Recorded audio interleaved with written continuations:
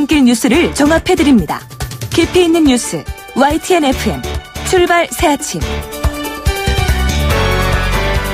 오늘도 추운데 모레는 영하 17도까지 내려간다고 합니다. 여름에는 35도 이상으로 올라가고 겨울에는 영하 15도 이하로 내려가는 우리나라 날씨. 예전 초등학교 시절에는 우리나라가 사계절이 뚜렷한 나라라고 배웠는데 봄과 겨울이 짧다는 것을 감안하면 최소한 두 계절이 뚜렷하긴 한 것 같습니다. 너무나 추운 요즘 연세가 있으신 분들이나 어린이들은 집에 머무는 것이 최선인 것 같은데요. 추우면 춥기 때문에, 미세먼지가 날리면 미세먼지 때문에 집에 머물러야 하는 우리. 집의 중요성은 절감하겠는데 하지만 우리의 자유가 구속된다는 측면에선 좀 우울하기는 하죠. 신율의 출발 새 아침 3부 순서, 먼저 광고부터 듣겠습니다.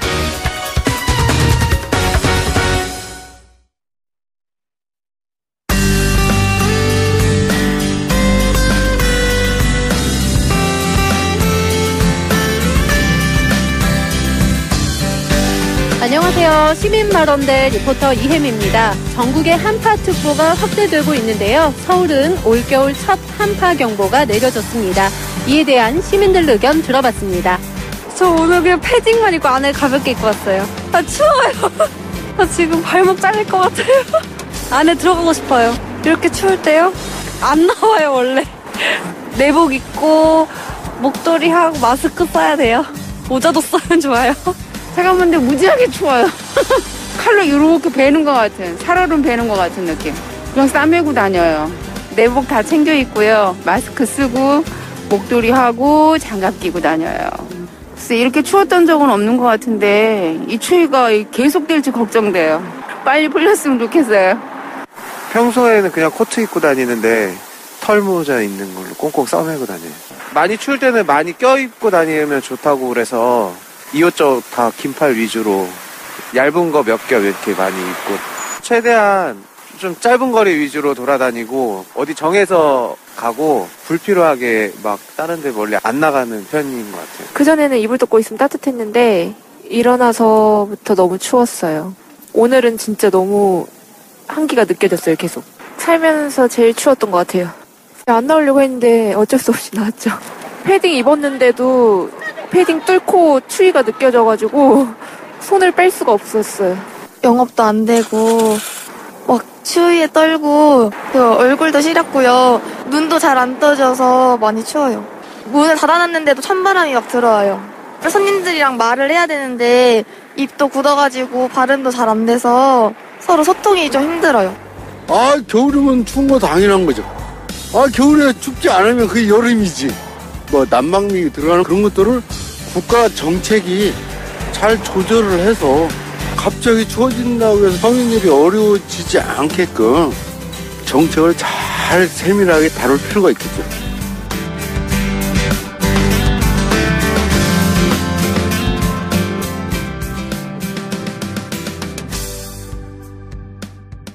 예, 지금 시민분이 이런 말씀하셨죠. 추워이지, 춥지 않으면 여름이지 라는 말씀하셨는데, 예, 그런 마음을 가지고 이번 추위를 견딜 수밖에 없지 않을까 이런 생각이 듭니다. 그런데 사실 오늘 아침 보면은 추워도 너무 춥습니다. 이 최강 한파라는 말이 진짜 부족한 것 같습니다. 그런데 그래서 궁금해질 수밖에 없죠. 대체 언제까지 이렇게 추울 건지, 그리고 이렇게 추울 때일수록 건강관리 어떻게 하는 것이 좋은지 전문가 차례로 연결해서 자세한 얘기 들어보겠습니다. 먼저 날씨 전문가시죠. K웨더의 반기성 예보센터장 전화 연결해서 얘기 나눠보겠습니다. 센터장님 안녕하십니까? 네, 안녕하세요. 이거 왜 이렇게 추워요 오늘? 다음 주 초까지 춥다고 그러죠? 예? 네네. 예. 이제 가장 큰 문제는 원인은 지구온난화죠. 지구온난화로 인해서 겨울기압계 이상적인 형성이 이루어지면서 북극 한기가 우리나라 쪽으로 남하해 왔기 때문입니다. 이제 지구온난화로 기온이 상승하면 북극 빙하가 많이 녹아요. 예. 이렇게 되면 이제 북극 기온이 상승하지 않습니까? 예. 이럴 경우 이제 북극의 한기를 막아주고 있는 제트기류가 이제 약해집니다. 아하. 그러면 제트기류는 이제 이 북극하고 중위도 간의 기온차가 클수록 강해져서 예. 이럴 경우 북극의 한기를 막아주는데 북극의 기온이 올라가다 보면 상대적으로 그 제트기류 약해지다 보니까 남쪽으로 내려옵니다. 예. 이때 제트기류가 내려오는 지역은 북극 한기가 같이 내려오기 때문에 예. 이제 바로 오늘같이 이런 혹한이 발생하게 되는 것이죠. 아, 이게 요새는 진짜 서베리아라는 얘기가 있더라고요. 예? 서울 플러스 시베리아 이래가지고 서베리아라는 얘기가 나오는데 이거 근데 어떻게 이렇게 해가 갈수록 겨울에는 이렇게 춥고 여름에는 또 막 35도 이상으로 올라가고 이게 진짜 정상이 아니에요? 예? 그렇죠. 좀 어차피 기후변화의 특징이라는 것이 상당히 비정상적이라는 것이죠. 근데 예를 들어서 좀 서베리아 말씀을 하셨는데 지난번에 왜 그 서울이 모스크바보다도 오히려 더 추웠다. 아하. 이런 얘기도 있었지 않습니까? 예. 근데 이제 서울의 1월 평균 최저기온이 영하 5.9도입니다.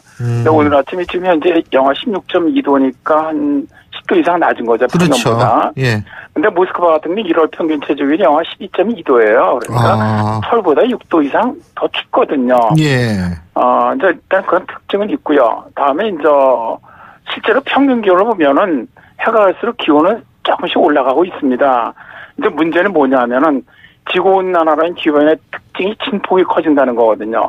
그러니까 평균 기온은 조금씩 올라가는데 말씀하신 것처럼 여름에는 폭염 일수도 강해지고 겨울 여름 온도 차이가 50도 이상 나는 거죠. 네, 예. 올라가고 겨울에는 오히려 추울 때 더 밑으로 내려간다는 거죠. 추위가. 예. 그러니까 강력한 한기가 이제 남하게 되면 오히려 뭐 지난 해보다도 더 추워질 수 있다는 것. 이런 것들이 어떻게 보면 기후변화의 특징 중 하나라고 볼 수가 있습니다. 아, 그렇군요. 그러니까 아까 센터장님께서 북극 한기가 남아있다 이런 말씀하셨는데 결국 지금 우리가 북극 공기를 마시면서 북극에 있는 거나 마찬가지네요. 그죠? 그렇다고 볼 수 있죠. 네. 근데 북극에는 미세먼지 없잖아요. 그죠?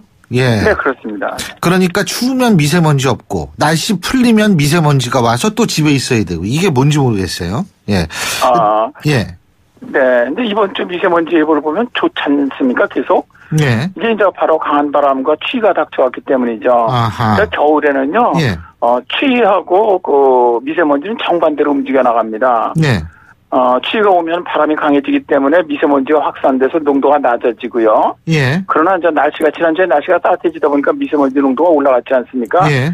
이건 뭐냐면 이동성 고기압권 내에서 대기가 안정되고 안개가 끼고 바람이 약해지다 보니까 미세먼지가 정체되고 축적되거든요. 예. 그래서 농도가 급상승하는 겁니다. 그러니까 뭐 추울 때는 미세먼지 농도는 좋습니다. 예. 따뜻해지면 이제 미세먼지 농도가 다시 높아지겠죠. 그렇군요. 그러니까 이게 미세먼지, 그러니까 이게 춥지 않으면 미세먼지 오고 미세먼지 안 오면 춥다는 얘기고 이런 얘기군요, 결국은. 네, 그렇습니다. 예. 자, 지금 이번 한파 다음 주까지 이어진다고 그러죠? 맞습니까? 네. 네네, 그렇습니다. 예. 추위에 대해서는 올 겨울에, 이제 일단 이번 추위는 아주 강력한 영하 15도 내에는 이번 주말까지. 네. 그다음에 평년보다 추운 곳은 다음 주 중반까지는 이어질 것으로 보는데, 일단 2월 중순부터는 뭐 평년 기온하고 좀 비슷할 것으로 예상을 하고 있습니다. 다만 이제 그때부터 3월까지 사이에 기온이 좀 큰 폭으로 떨어지는 뭐 예를 들어 꽃샘추위 같은 건 있겠지만 뭐 이번 같은 이렇게 강력한 한파는 없을 것으로 이제는 그러니까 올겨울 추위에서 이번 추위가 가장 추울 것으로 그렇게 예상을 하고 있습니다. 근데 그 센터장님 2월 9일인가요? 그 평창 올림픽 하잖아요. 그죠? 네네. 눈은 좀 많이 와줘야 될 것 같은데요. 너무 많이 오는 것도 안 좋고요. 강원도 지역에. 예? 실제로 이제 2010년에 밴쿠버 올림픽이나 2014년 소치 올림픽 때 문제가 됐던 게 이때 비가 내리고 기온이 영상 10도였고 눈은 다 녹아버렸거든요. 그러다 보니까 굉장히 애를 먹었죠. 눈수험 작전을 벌이고. 근데 이번 평창 같은 경우에는 뭐 날씨가 괜찮을 것으로 봐요. 통상 눈이 내리는 설상 종목 같은 게 10회. 이런 경우는 영하 5도에서 영하 10도 정도일 때 가장 좋거든요. 그런데 이제 일단 요 평창 올림픽이 열릴 기간 정도는 평년 경과가 비슷할 걸 보기 때문에 설상 10회 종목이 열리는 그 산악 지역의 기온도 가장 좋은 기온에 플러스 마이너스 5도 정도 오차 이내로 좋을 것으로 보고요. 뭐 눈도 폭설이 내리면 오히려 안 좋거든요. 그렇겠죠. 또 눈치 오고. 네네. 그래서 이제 어느 정도 진행하는 데는 괜찮지 않겠느냐. 그렇게 예상을 하고 있습니다. 예, 그렇군요.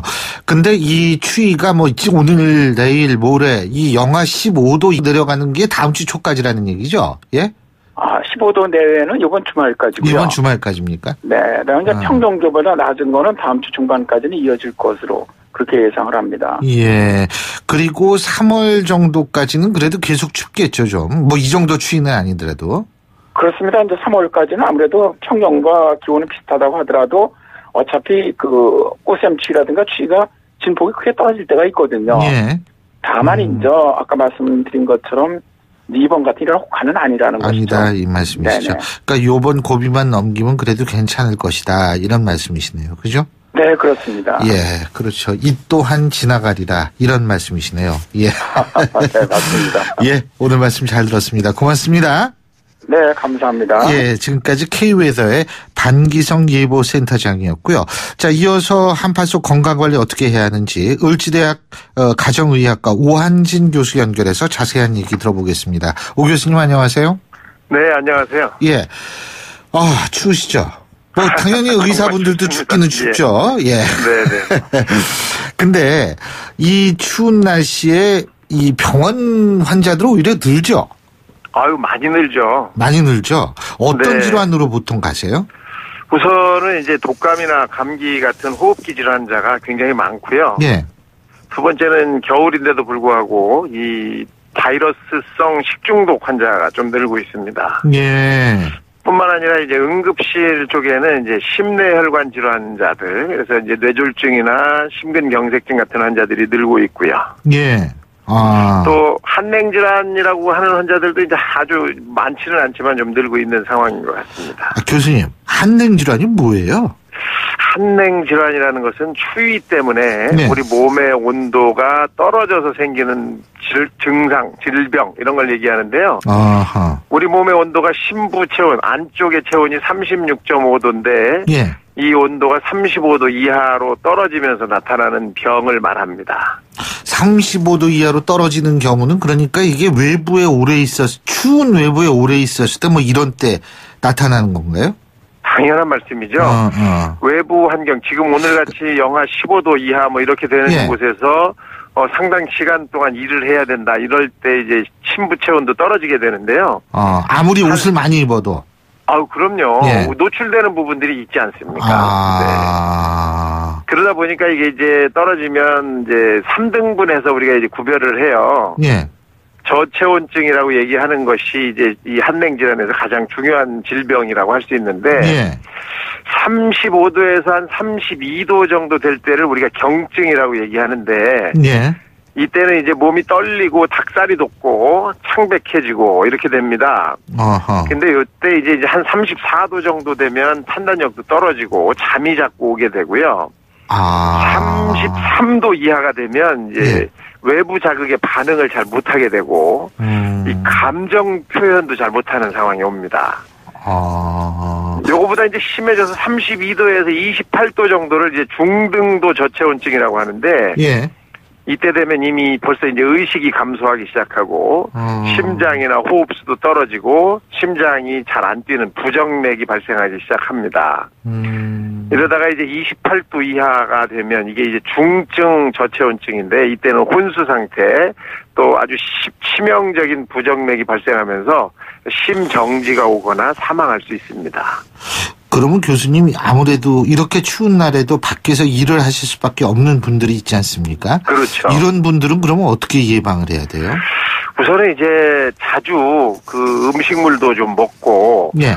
체온을 보존할 수 있는 곳으로 좀 피하는 게 필요하죠. 그래서 어떤 이제 차 안이라든지, 예. 뭐 따뜻한 난로가 있는 그런 움막을 하나 지어놓는다든지 해서 잠깐 체온을 다시 올릴 수 있는 일을 하셔야 되고요. 예.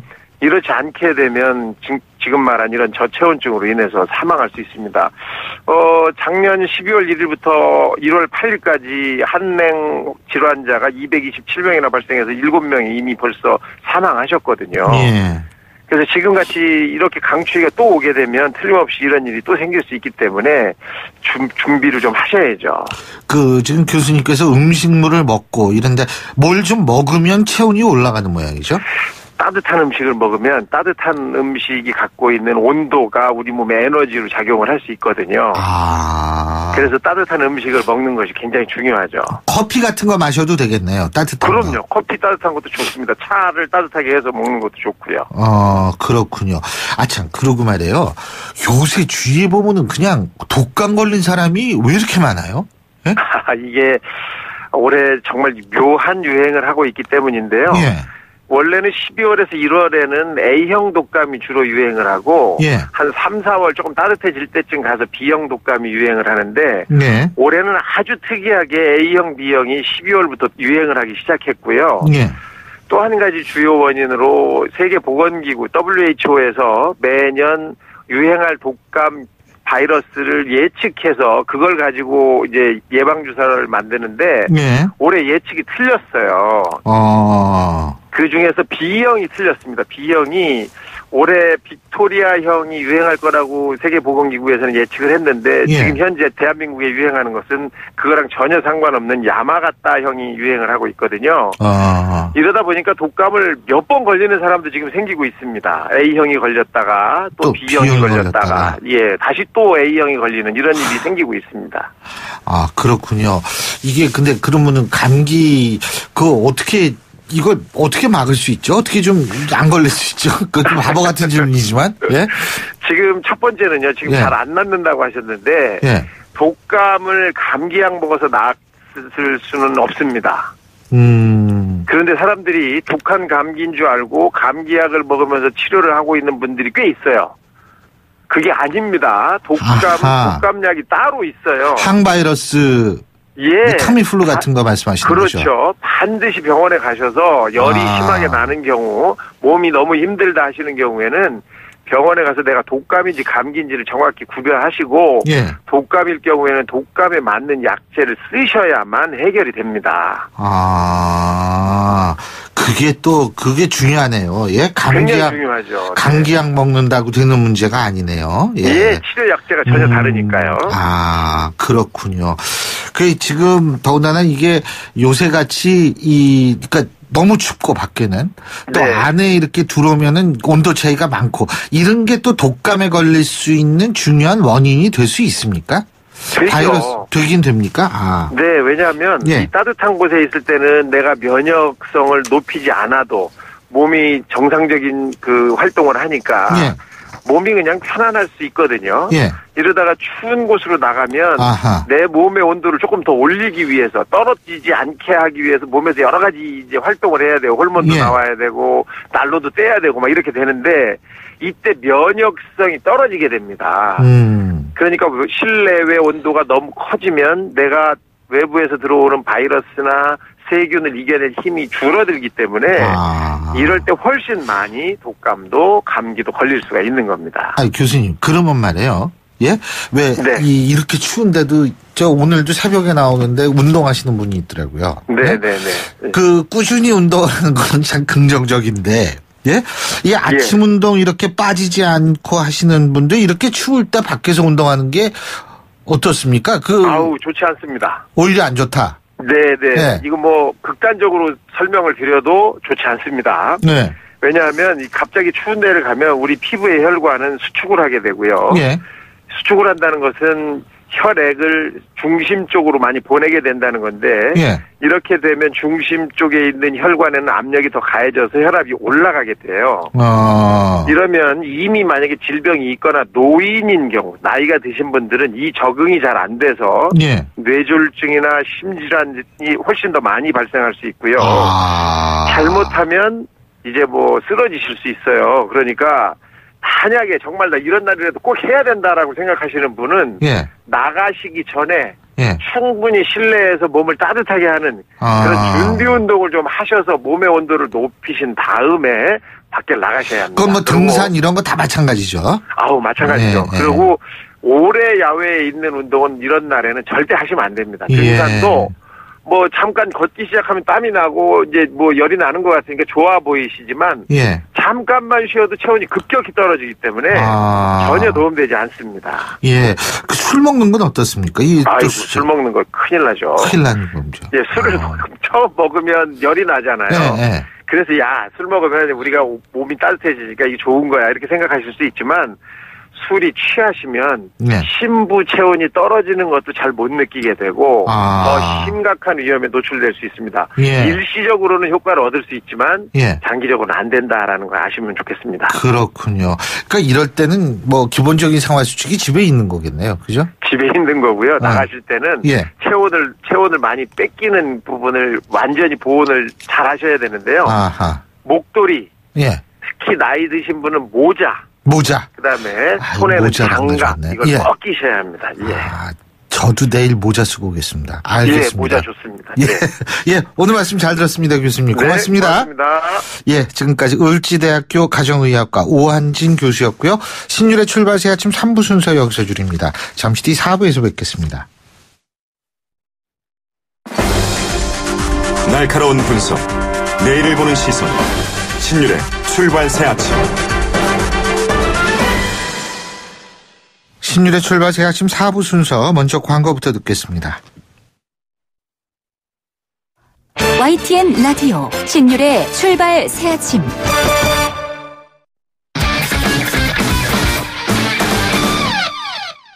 자, 스포츠 소식 알아보겠습니다. 최동호 스포츠 평론가 전화 연결하겠습니다. 안녕하십니까?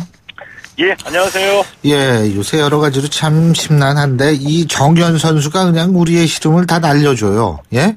야, 진짜 뭐 테니스사의 새로운 기록이 아니고 이거는 진짜 우리 마음의 새로운 기록을 쓰고 있는 것 같아요. 예?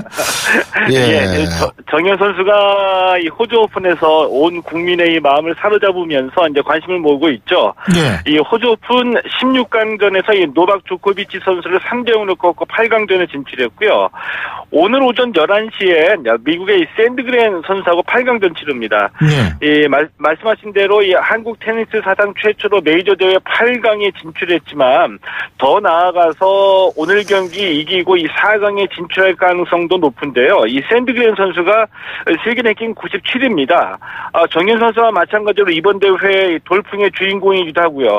하지만 2주 전에 열렸던 이 ASB 클래식 1회전에서 이 정현 선수가 샌드그렌 선수를 2대1로 이긴 적이 있거든요. 예. 8강에 오른 선수이니만큼 언제든지 우승할 수 있는 방심할 수 없는 실력을 갖췄다라고 인정은 분명히 해야지 되는데 2주 전에 상대해봤고 또 이겼던 상대이기 때문에 정현 선수가 충분히 이 4강에 오를 가능성이 높다고 봅니다.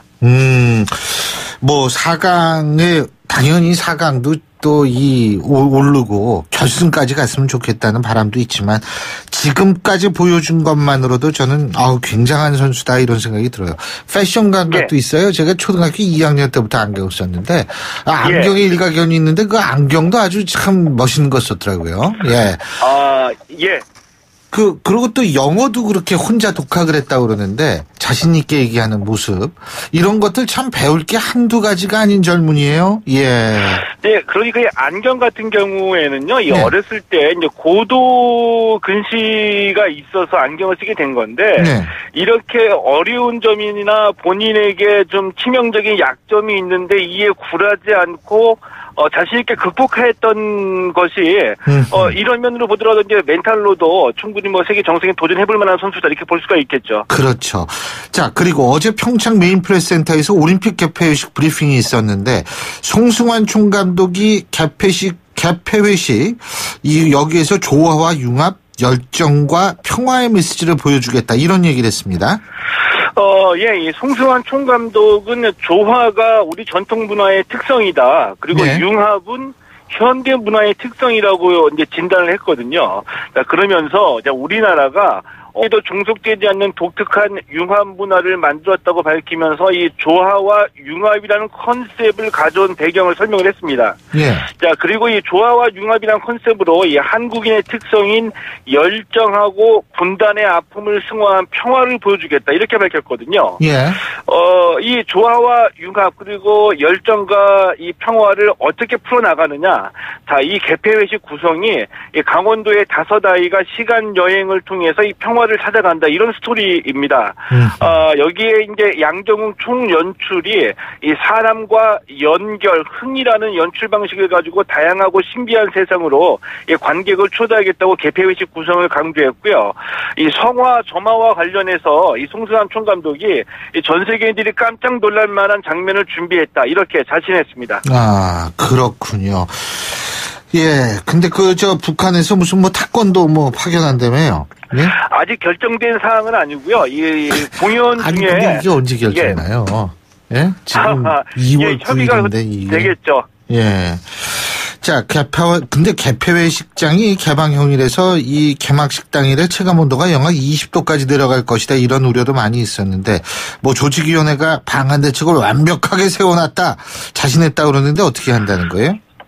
이 조직위원회가 이 개폐회식 방한 대책과 관련해서 개폐회식장 2, 3층 관람석에 방풍막을 설치했고요. 또 이 난방 쉼터를 마련해서 대형 히터 40개를 설치했다고 밝혔습니다. 여기에다가 역대 동계올림픽 사상 최초로 개회식 입장 이 관람객에게 이 판초 우이하고 무릎 담요, 핫팩, 방석, 방한 모자 등을 지급할 예정입니다. 어제 이렇게 방한 대책을 밝히면서 이희범 조직위원장이 이 방한 대책과 관련해서 완벽하게 준비했다 이렇게 자신 있게 대답했습니다. 예, 그 자신감만큼 좀 춥지 않았으면 좋겠고요. 자, 예. 러시아로 귀환한 안현수 선수, 그러니까 빅토르 아니죠. 평창 동계올림픽에 참가할 수 없다. 이게 무슨 이 도핑 문제 모양이에요? 예, 맞습니다. 이 러시아가 이 평창 동계올림픽에 이 도핑 징계 때문에 출전하지 못하고 이 러시아 선수들은 개인 자격으로 출전을 하죠. 예. 근데 그래서 이제 올림픽 출전 신청을 한 러시아 선수들은 IOC의 도핑 테스트를 통과해야지 출전 자격을 얻게 되는데 이 안현수 선수가 이 IOC의 도핑 심사를 통과하지 못했습니다. 이 러시아가 500명의 출전 후보 명단을 제출했는데 예. 이 중에서 IOC가 111명을 명단에서 제외했고요. 예. 이 제외된 명단에 안현수 선수가 포함되어 있는 건데 아직까지 이 안현수 선수의 공식 입장은 나오지 않았고요. 이 사실상 안현수 선수가 평창 동계올림픽에 참가하기는 힘들어 보입니다. 예, 잘 알겠습니다. 오늘 말씀 여기까지 듣겠습니다. 고맙습니다. 예, 고맙습니다. 예, 지금까지 최동호 스포츠 평론가였습니다.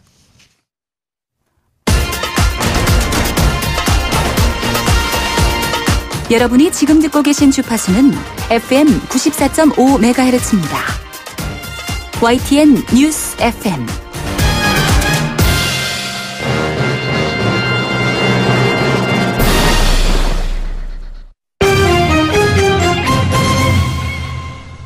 예, 경제 뉴스 알아보겠습니다. 한국경제신문의 정인설 기자 스튜디오에 나와 있습니다. 어서 오십시오. 안녕하세요. 예. 지금 우리 정부가 미국의 세이프가드 조치, 우리가 어제 얘기했는데, 여기에 대해서 WTO, 세계무역기구에 제소하기로 했네요. 방법은 두 가지겠죠. 이해는 이. 한국산 세탁기에 고율과세 부과해? 그럼 우리도 미국 세탁기에 고율과세 할래? 라고 하면 되잖아요. 근데 예. 주변에 눈 씻고 찾아봐도 미국산 세탁기가 없잖아요. 한국에. 미국산 세탁기 같은 경우는 건조기, 탈수기 이런 게 분리가 돼 있잖아요. 네. 워낙 집이 넓으니까. 그리고 양 크기도 크고요. 근데 우리는 할 게 없습니다. 그래서 이제 WTO에 제소하는 거죠. 왜 우리만 갖고 그래라고 제소를 하는 거죠. 아니 일본도 있고 다른 동남아도 있고 멕시코도 있는데 왜 한국산 세탁기 가지고만 그러냐라고 하는데 미국 시장에서 한국 세탁기가 잘 팔리거든요. 월풀 네. 세탁기가 원래 한 절반 이상을 차지했었어요. 미국 월풀 세탁기가. 근데 삼성과 LG 세탁기가 잘 팔리기 시작하면서 30%대로 점유율이 떨어졌고 삼성과 LG가 합해서 30%가 넘거든요. 네. 이거 가만히 보고 있으면 안 되겠다라고 하면서 연간 120만 대까지는 20% 정도 과세를 하고 그 이상은 50%의 고율 관세를 부과하겠다는 거고요. 이거 싫으면 방법이 뭐죠? 미국에 공장 지으라는 거죠. 관세 부과받지 않으면 미국에 공장 지으면 세탁기 공장 지으면 관세 없으니까 이렇게 하라는 건데요. 왜 세탁기였을까요? 미국의 어지간한 전자제품 완성품에 가는 공장은 대부분 미국에 다 있습니다. 한국 자동차 공장도 미국에 되게 많잖아요. 멕시코에도 예. 있고. 근데 세탁기는 별로 없다는 거죠. 그걸 딱 보고 가전 공장을 노린 겁니다. 의도적으로. 그리고 또 일본은 일본 가전 요즘 많이 안 쓰거든요. 그렇죠. 미국에 잘 팔리는 게 한국산 TV하고 세탁기거든요. 딱 정확하게 이른바 우리가 얘기하는 핀셋 과세처럼 핀셋 과세한 겁니다. 한국산에 대해서만. WTO에 제소하겠다라고 했는데 철강 제품이나 이번엔 또 태양광까지 같이 들어가죠. 이 부분에 대해서 이제 중국도 같이 반발하고 있는데요. 그러니까 미국과 중국 간의 어떤 그 분쟁에 G2 간의 분쟁 한국이 좀 낀 측면도 있고요. 네. 퍼스트 아메리카 미국 우선주의에 대해서 무조건 미국 일자리를 늘리기 위해서 모든 걸 희생시키겠다는 거거든요. 한국이 좀 WTO 제소하는데 이게 얼마만한 실효가 있을지는 한미 FTA 재개정 협상까지 같이 맞물려 있기 때문에 앞으로 어떻게 좀 갈지 좀 봐야 될 것 같습니다. 예. 자, 그리고 앞으로 하루에 1,000만 원 이상 가상화폐를 거래하면 그 내역을 통보가 된다며요. 은행이 통보를 하는 겁니다. 은행이 통보하는 거죠. 그렇죠. 은행 이제 이게 범죄 수익 은닉 수단으로 가상화폐가 좀 그동안 악용됐고요. 네. 변칙 증여의 수단으로도 좀 악용된 측면이 있다라고 보는 거죠. 이제 하루에 1,000만 원 이상 입출금하면 무조건 은행을 통해서 FIU 금융정보분석원에 보내겠다는 거고요. FIU는 금융정보분석원은 이 중에서 조금 의심스럽다. 자금 세탁 혐의가 있다라는 걸 검찰, 경찰, 국세청이 이제 통보를 하는 거죠. 실시간으로 모니터링 하겠다는 거고요. 그럼 앞으로 어떻게 하겠냐? 990만 원씩 쪼개서 하겠죠. 그런데 이걸 또 가만히 안 보겠죠. 뭐 하루에 7번 이상 가상화폐 거래소에서 입출금해도 FI 통보하고요. 990만 원씩 쪼개서 하는 애들 다 보이겠죠. 그것도 아마 통보를 하게 될 거고요. 30일부터 시행합니다. 가상화폐 거래 실명제도 전면적으로 실시를 하는데 이미 계좌 만들 사람 다 만들었고요. 이게 이 하는 이유는 사실 국내용이라기보다는 사실 국외계용이에요. 지금 이번에 외국인과 미성년자 신규 거래는 막았잖아요. 예. 중국이 가상화폐 거래소를 폐쇄하면서 미국, 일본과 한국으로 많이 왔거든요. 근데 이거 실명제를 하면 중국인이 한국에서 가상 계좌는 쉽게 만들어도 실명 계좌를 만들기 힘들거든요. 은행 실명 계좌는. 예. 그래서 요걸 막아보겠다는 취지가 아닌가 생각되고요. 특히나 오늘 보면 비트코인 가격 같은 게 보면 전 세계적으로 다 올랐는데 한국만 좀 떨어졌거든요. 요 규제가 약간은 좀 이렇게 효력이 있는 게 아닌가. 그렇군요. 이렇게 볼 수 있을 것 같습니다. 자, 그리고 앞으로 소주 한 잔 마시고 운전해도 면허가 정지된다. 그죠? 예. 근데 이거는 사실 필요해요. 아니, 뭐 소주 반 잔만 마셔도 운전하면 안 되죠. 그러니까 술을 입에 대면 안 돼요. 소주가 맞습니다. 기준이 아니고 사실 맥주도 마찬가지거든요. 예. 대리기사분들과 대리운전업계가 환영할 뉴스일 것 같은데요. 지금은 혈중 알코올 농도 0.05% 이상, 요거는 소주 한 3-4잔 정도 됩니다. 근데 이제 0.03% 이상으로 강화되는 겁니다. 이게 소주 한두 잔 정도고요. 마시고 1시간 내에 불면 요 정도 수치가 나온다라고 합니다. 그래서 앞으로는 이게 이르면 올해부터 이게 시행이 되고요. 그동안 물면허라는 얘기가 많았잖아요. 교수님이나 저는 장롱면허 말씀하시는 거예요? 물면허 아니 운전면허가 너무 쉬워서 물수능 물면허 이 불면허로 지금 계속 바뀌고 있어요. 모든 시험이 어려워지고 있는데 저는 운전면허 정말 어렵게 땄거든요. 요즘 그래서 쉽게 따는 분들 약간 배가 아파요. 제 앞에서 자꾸 그런 얘기하지 마시고요. 저는 진짜 제일 어려울 때 맞습니다. 저는 제일 어려울 때도 쉬운 때인지 모르겠는데 요새 젊으신 분들 모르는데 옛날엔 운전면허 시험장이 한남동에 있었어요. 한남동에서부터 치기 시작해가지고 계속 떨어져가지고 지금 탄천에 있는 운전면허 시험장이 만들어졌거든요. 이제 한남동 시대를 제가 마감하고 이제 탄천 면허 시험장 시대를 열면서 거기서도 한참 다니다 붙었어요, 저는. 네, 탄천만 보면 감회가 새로우시는데 나 때는 이렇게 이랬어. 제가 더 한마디 붙여야 되는데 그럼 같은. 아니, 저는 시간이 오래 걸렸다는 얘기입니다. 예. 저는 많이 떨어졌습니다. 진짜. 근데 저는 응용학과 이런 거 아세요? 몰라요? OX 그러니까 이론 시험을 보고 나중에 그 주행을 보고 또 이론 시험을 또 봅니다. 응용학과라고. 정말 오래 걸렸어요. 그 시간 자체가. 그다음에 그런 적이 있었는데 그게 2000년대 들으면서 이제 많이 바뀌었죠. 그래서 지금은 운전면허 학과시험, 필기시험 합격선이 1종 보통이 70점이고 2종은 60점입니다. 시험 공부 안 하고 가도 붙는다라고 해요. 물론 죄송합니다. 떨어지신 분들은 죄송한데 이제 1, 2종 모두 80점으로 강화됩니다. 저도 80점 시절에 붙었었거든요. 근데 이게 사실 그리고 그것도 중요하고 이 실기 있잖아요. 그것도 이번에 예전에 뭐 S자, T자 다 했을 때 지금 이번에 S자는 생겼다고 하는데 이게 2020년부터 학과 시험 합격선은 올라가게 되고요. 그리고 지금 도심 지역 차량 제한 속도가 시속 60km잖아요. 그렇죠. 그러면 가속 그 카메라에 찍힌데 이제 이게 50km 이하로 강화되고요. 75세 이상 고령 운전자 같은 경우는 5년에 한 번씩 적성 검사를 받는데 내년부터는 3년마다 한 번씩으로 좀 강화된다라고 합니다. 우울증 검진 대상도 대폭 늘어난다 그러죠. 우리 한국이 갖는 오명 중에 하나가 이제 OECD 국가 중 자살률이 가장 높잖아요. 예. 그중에 대표적인 게 우울증인데 지금은 40세, 66세 때 국민 건강검진 대상에 우울증이 들어가 있다고 합니다. 그런데 이제 앞으로는 40세, 50세, 60세, 70세 때 우울증 검진을 받을 수 있게 되고요. 예. 그리고 뭐 어떤 모든 아이디어를 다 긁어 모았겠죠. 하나 생긴 게 약간의 오과자통법 같은데 자살 예방 게이트키퍼를 양성한다는 거예요. 100만 명을 양성한다는 건데 주변에 자살 위험을 계속 보면서 감시할 수 있도록 친구, 가족, 이웃을 두고 대표적으로 이장 통장을 그 자살 예방 게이트키퍼로 양성하겠다라는 거고 공무원 100만 명도 투입하겠다는 건데요. 얼마만한 실효가 있는지 모르겠지만 어떻게든 막아보겠다라는 고육지책인 것 같습니다. 의지가 대단한데 중요하죠. 근데 가장 중요한 거는 이 우울증 같은 경우는 감기다. 이렇게 사회적으로 바라보는 시선이 필요합니다. 이게 치료를 필요한 거예요. 약만 먹으면 날 수 있는 건데 사실 그런 것들 이 사회적인 시선 때문에 약을 안 먹는다든지 우리나라 아직도 좀 근데 이거는 굉장히 좀 잘못된 사고이기 때문에 그 사고부터 좀 고치는 일을 했으면 좋겠어요. 정신과에 가는 게 별로 이상한 게 아니잖아요. 이상한 게 아니죠. 감기 걸리면 내과 가는 것처럼. 내과 가는 것도 맞아요. 바로 그거죠. 예.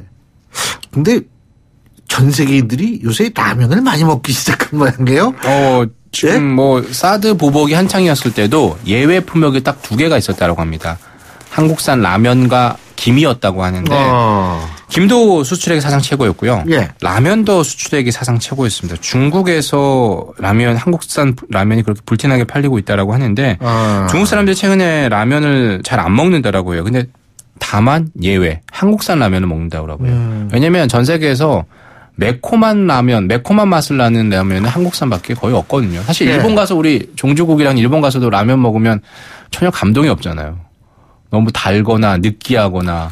전 일본 라면 좋아하십니까? 예. 제 편향이 어두워지시네요. 죄송합니다. 놀랐어요. 예. 근데 작년에 같은 경우 라면 수출액이 30% 늘었다라고 합니다. 동남아에서도 한국산 라면 인기가 치솟고 있다라고 하고요. 어제 베트남이 23세 이하 월드컵에서 4강까지 갔다고 해요. 박항서 감독이 지금 감독인데 그렇게 한류 열풍을 불리고 있다는데 그렇게 도로도 보고 이러면서 한국산 라면도 잘 많이 먹고 있다라고 하면 태국, 베트남 이런 데서 많이 먹고 있다라고 합니다. 자, 그리고 31일부터 신총부채 상환 비율 DTI라고 그러죠. 이 DTI 규제가 시행되면서 주택담보대출 여러 건 받기 힘들어진다고 그러죠. 지금은 바뀌는 게 그거죠. 31일부터인데 추가받을 때 이자만 됐던 게 지금 이제 앞으로 원금도 들어간다라는 거고요. 그래서 그동안 이래저래 원금을 줄여서 대출 한도를 늘렸던 방안이 31일부터 상당히 힘들어지게 됐다는 거고요. 대출 한도도 7천만 원 소득 같은 경우는 최대한 절반 정도 가까이로 줄어든다라고 합니다. 알겠습니다. 예, 오늘 말씀 잘 들었습니다. 고맙습니다. 감사합니다. 예, 지금까지 한국경제신문의 정인석 기자였고요. 자, 수요일 아침에 보내드린 신율의 출발 새 아침 오늘 순서 여기서 모두 줄이겠습니다. 오늘 낮 기온 영하 10도랍니다. 저녁이 될수록 더 추워져가지고 내일은 오늘보다 더 춥다고 하니까요. 모쪼록 여러분 퇴근길 생각하셔서 준비 단단히 하고 나가시기 바라겠고요. 전 내일 아침 7시 15분에 다시 오겠습니다. 신유리였습니다. 고맙습니다.